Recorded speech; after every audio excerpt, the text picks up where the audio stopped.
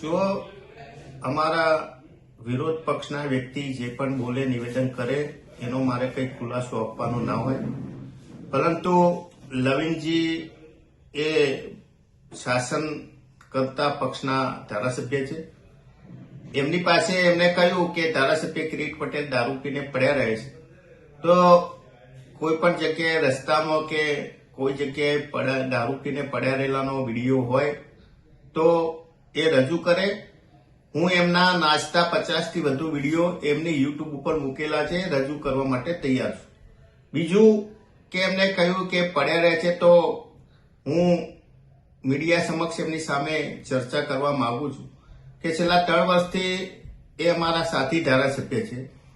જો અમે દારૂ પીને પડ્યા રહેતા હોય તો છેલ્લા 3 વર્ષની અંદર ગામડાની અંદર કોને કેટલો પ્રવાસ કર્યો, કેટલા સામાજિક ફંક્શનો રજૂ કર્યા, અમે એટેન્ડ કર્યા, અને વિધાનસભા હોય કે પાટણ જિલ્લાની અંદર જિલ્લા કક્ષાની જે સરકારી મિટિંગો થતી હોય એમાં કોણ કેટલા દિવસ હાજર રહ્યું છે એના પુરાવા એ મીડિયા સમક્ષ રજૂ કરે. હું પણ રજૂ કરીશ.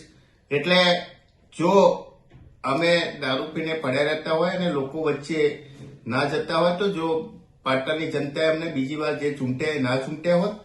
બાકી જો લવિંગજી એવું કહે છે કે હું આધ્યાત્મિક છું, તો પાટણ જિલ્લાની અંદર રાધનપુરની અંદર ખુલ્લેઆમ દારૂ અને ડ્રગ્સનું વેચાણ થાય છે, ખુલ્લેઆમ જુગાર ચાલી રહી છે.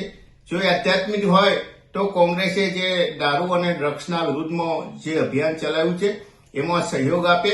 અમે એમના માર્ગદર્શન નીચે પાટણ જિલ્લાની અંદર એમના માર્ગદર્શન નીચે અને એમની આગેવાની નીચે દારૂ વિરોધી ઝુંબેશની અંદર જોડાવા માટે તૈયાર છીએ.